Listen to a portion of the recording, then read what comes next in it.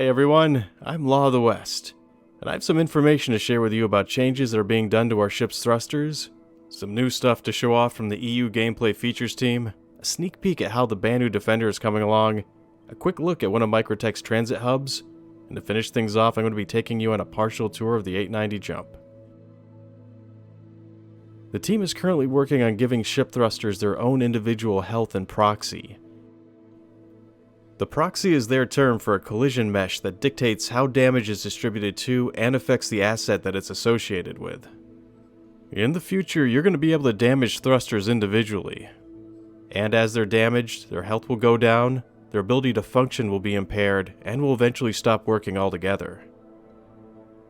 This is also going to be represented on the mesh, so that each individual thruster can show you where it is on the ship and how much damage it's taken.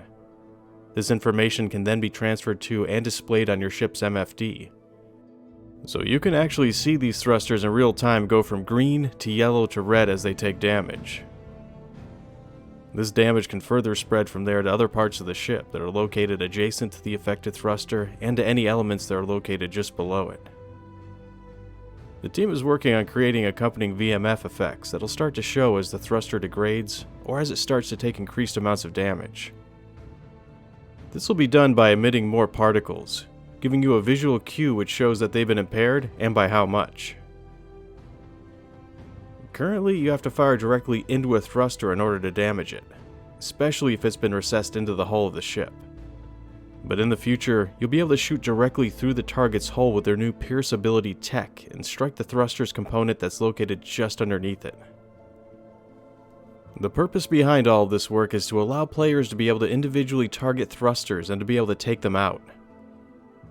This would gradually degrade the ship's performance with each destroyed thruster and inevitably allow you to be able to disable the vessel without having to blow it up, which in turn creates a lot more dynamic gameplay and opens up a lot more possibilities, especially with regards to certain career paths like bounty hunting and piracy. The EU gameplay feature team is currently doing a sprint working on clustered harvestables. These test assets are examples of how they can spawn clusters of harvestable entities at varying degrees of density and distances from one another. And this tech can be further applied to surface-side mineable entities and even asteroids in space, which once again lends itself to creating a plethora of new kinds of mission-based objectives and gameplay options for the player to indulge in. We've also been given a sneak peek at how the exterior look of the Banu Defender is coming along. This is an untextured version of how the ship is going to look. From here, the team is going to continue to experiment with applying a series of alien material types and see how these materials are going to look under different lighting situations and in various types of environments, which is an essential step in getting the desired final look of the ship. The Environment Art team is continuing their work on creating the shared resources that'll make up most of microTech's buildings and interiors. These are referred to in-house as the high-tech common element set. This particular area is a representation of one of microTech's transit hubs, minus of course the giant torpedo burrito-shaped tram and hot dog.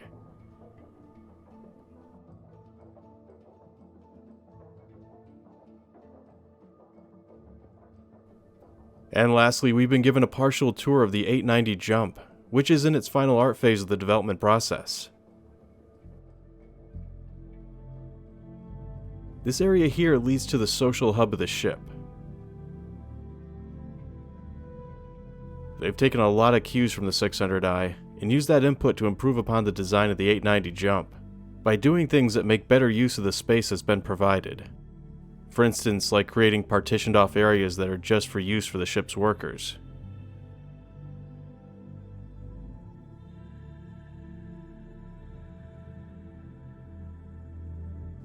Being a luxury ship, the emphasis on its interior look was placed on style and opulence.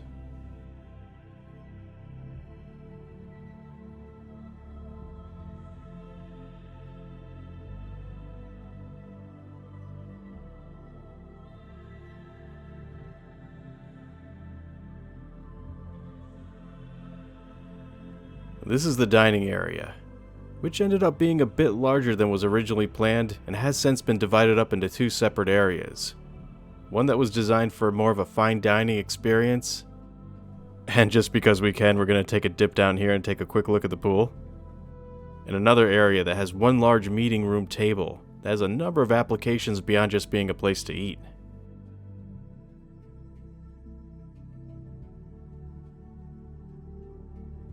Well, that's going to be it for this series of sneak peeks and first looks at things to come. Thanks for tuning in, and take care.